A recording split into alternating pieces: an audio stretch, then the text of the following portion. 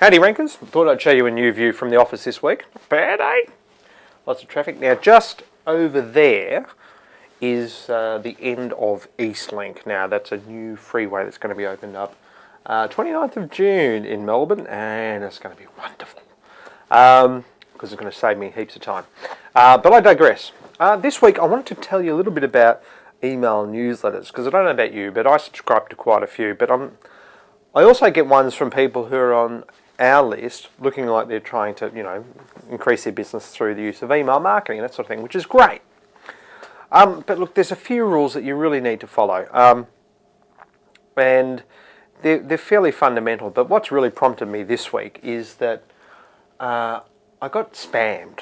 Okay, that's all I can call it, because I don't know these people, and they sent me an email trying to promote an event. And when I went back and had a look at some spam I got at a similar time last year, they'd done the same thing then, and they'd actually used an email address that they just farmed off our website.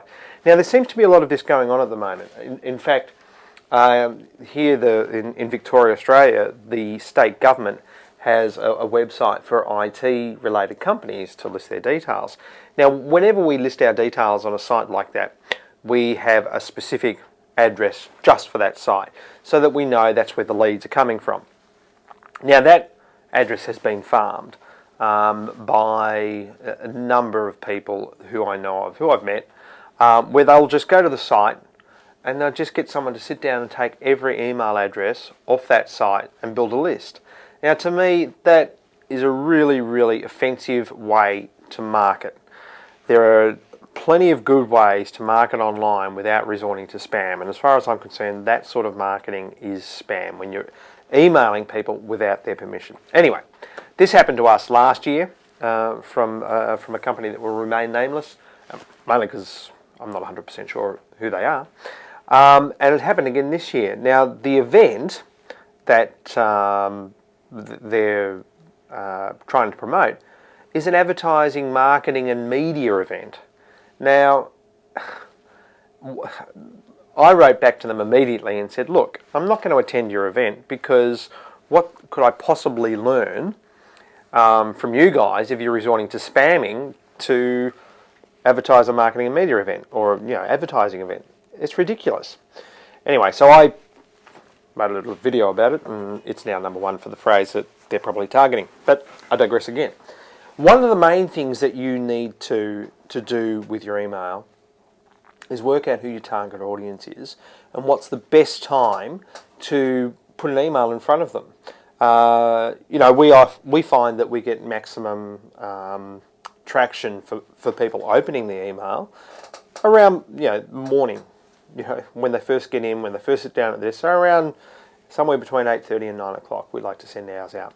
And we monitor exactly when the email was opened, how many get opened, and also who clicks on the links, and whether it be, in the last couple of weeks I've been testing the YouTube links within the email versus the streaming media links in the email.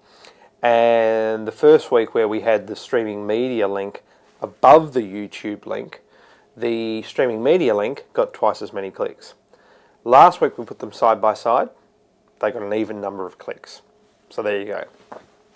So that tells you something, straight off about your, you can apply that same logic to your own website. People will click the first thing that they think that it is that they want and that they can see. Second thing that you need to consider with your email marketing is, what is your subject header? Now I get a number of emails, and Gary, I just got one from you this afternoon, you know who you are, where they have the same subject header every email.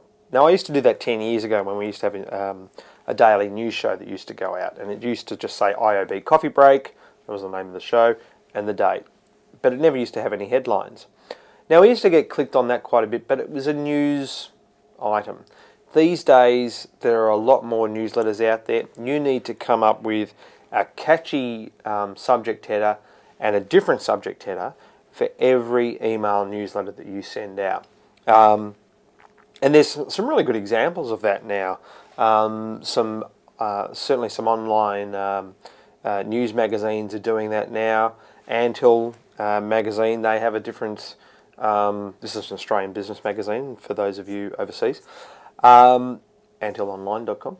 And, you know, those sorts of headlines in the subject are going to make you click. You're going to look at it and think, oh, God, I'm going to have to open that. You know, there's some that I get that I just think, well done, I'm going to open that email. And that's what you need to do.